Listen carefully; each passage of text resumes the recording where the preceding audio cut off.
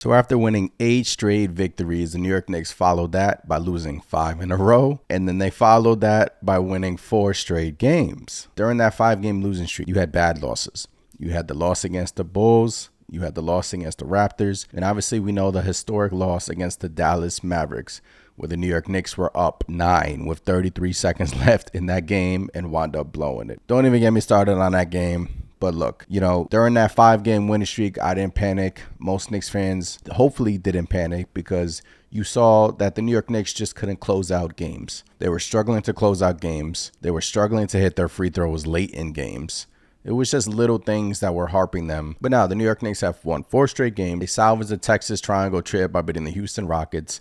I don't even know how the Houston Rockets have double-digit wins in the NBA because that game was a blowout from start to finish. The Rockets didn't impress me at all. Yes, they have players like Jalen Green, but Rockets are not good. So they go out to Houston, beat the Rockets. Then they come home and beat a Suns team that's missing Devin Booker. Look, Suns are dealing with some issues right now. Obviously, you have the Booker injury. Chris Paul's getting up there in age. And DeAndre Ayton probably does not want to be on that team. So look, Knicks took advantage of the situation, beat the Suns. I believe they went up by as much as 32 points in that game. Then obviously the Spurs came to town, revenge game. And this was Jalen Brunson's second game back after being out from a hip injury. And the New York Knicks missed him desperately because during the Suns game, he played really well. Spurs game, he played really well. Had a career high 38 points. Spurs really had no answer for him. He was in and out the paint, hitting his 3-point shots, and pretty much dominated the whole game. Then the New York Knicks went to Toronto, and they beat the Toronto Raptors 112-108. They have not won in Toronto since 2015.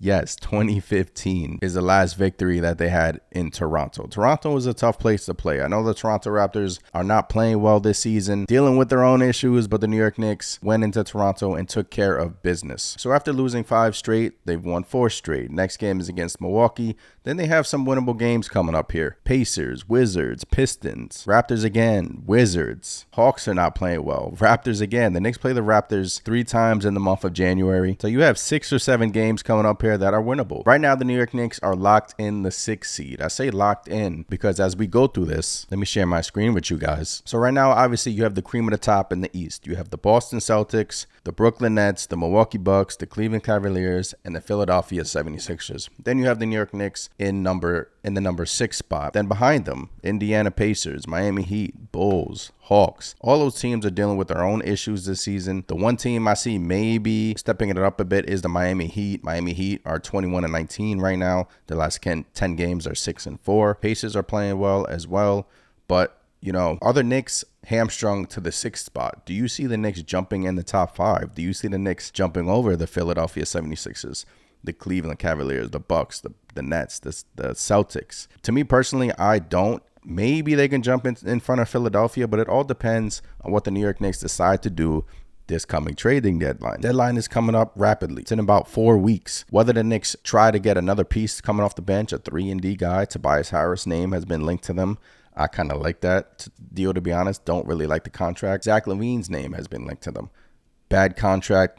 Great player. Knicks have a lot of players on their team that are maybe disgruntled. Obviously, you have Cam Reddish has been out of the rotation. Evan Fournier, Derrick Rose. You can piece together some trades and whether or not you get a 3-and-D guy in return or some draft picks. But in my opinion, I would want a player in return that can help them right now, because the way Julius Randle is playing, the way Jalen Brunson is playing, when RJ Barrett comes back from his injury, I do think the Knicks stay in this 6th spot. I really do. And if they can add to that, if they can add maybe Tobias Harris coming off the bench, find another guy off the bench to help this unit succeed, because right now they have Jericho Sims, Ihart coming off the bench. Obviously, Obi Toppin's coming back from injury, so one of those guys are going to sit. Hopefully, I do think the Knicks front office wants to improve the bench unit, because at times the bench unit is really stagnant in terms of scoring. Defensively, they're okay, but that pairing of Ihart and Jericho Sims is kind of getting old at this point. So, Obi's going to come in and ruin that pairing. So I'm not concerned about that, but do the Knicks want to continue to stick with Deuce McBride?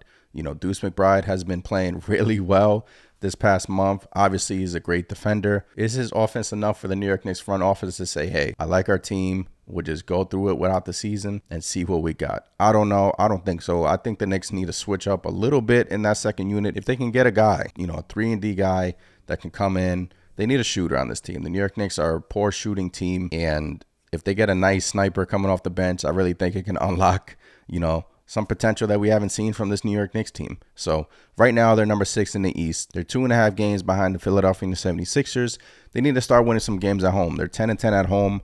They're a better away team than they are a home team. They're 12-8 on the road. 10-10 at home with a point differential of 2.9. I do think the Knicks have a lot more in the tank. Obviously, RJ, Obi, they can gain some chemistry with the guys, and the Knicks can strike a deal at the trading deadline, strike a trade, maybe just free up some cap space this coming summer, get rid of Evan Fournier, or maybe stand pat. But I do think this is the trading deadline that the Knicks make a move. One guy who has been playing out of his mind this season is Julius Randle. Let me read to you his past 10 games. His past 10 games, he's nearly averaging 30 points a game, 12.5 rebounds a game, shooting 38% from 3, 47% from the field, almost 1 block a game, almost 1 steal a game, only 2 turnovers a game. Julius Randle should be considered to be an all-star. Go out there and vote, Knicks fans, because, you know, this latest NBA fan voting that just came out is absolutely ludicrous that Julius Randle was not in the top 10. You had guys like Nick Claxton over him, but Julius Randle was playing like a legit all-star, should be considered. The way he's been playing, obviously the Knicks are not moving him at all. I think the front office loves him. And why would you trade a player that's playing at an elite all-star level right now? A lot of fans think, hey, take advantage of the situation, get what you can for Julius. But I don't think the Knicks brass is going to do that whatsoever. So you got Julius Randle playing really well. Jalen Brunson's playing really well. RJ Barrett's going to come in here and hopefully sustain what he was doing before the injury. His shooting numbers were going up. So, you know, you got 3 guys that, you know, maybe one of them makes the all-star team. But the problem that the New York Knicks are facing is those 3 guys have a ceiling. So what is next for this front office? You know, what can break the New York Knicks through to be a top echelon team in the NBA, in the Eastern Conference? There was Zach LaVine rumors. I don't think Zach LaVine is that guy to break them through. But as long as the New York Knicks continue to build through the draft, make some savvy trades, you know, hopefully they can strike a savvy deal come February. Fingers crossed, because I do think that'll improve this squad, improve this team this year, and hopefully, you know, win around in the playoffs. You never know. But right now, they're playing really well. They're 6th in the East, and hopefully they can sustain this momentum, and I do think they can. Some things they have to improve on: their shooting percentages. They're 24th in the NBA in shooting percentage. They're a great offensive rebounding team. Mitchell Robinson has been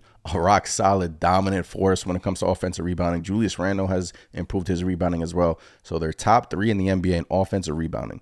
They're a great defensive rebounding team as well. I'm just going down the stat list so you guys can see what I'm seeing. Right now, they're a top 10 defensive team in the NBA, allowing 110 points per game. That's 10 best in the NBA. They're playing well on that front lately. So they have to improve their shooting.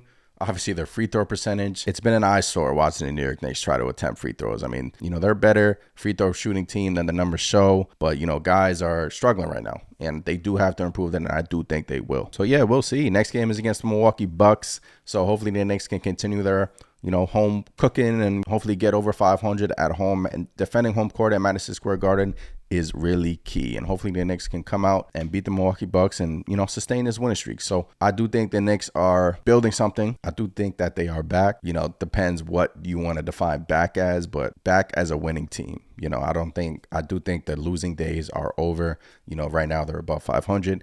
Top 6 in the East, and I do think they'll stay that way. I don't think they'll drop too far below that, and I don't think they can jump too far ahead of that. We shall see. But yeah, I hope you guys enjoyed this video. I'm Anthony from Knicks Nation. Subscribe, join the family, join us, and I'll see you guys next time. Peace.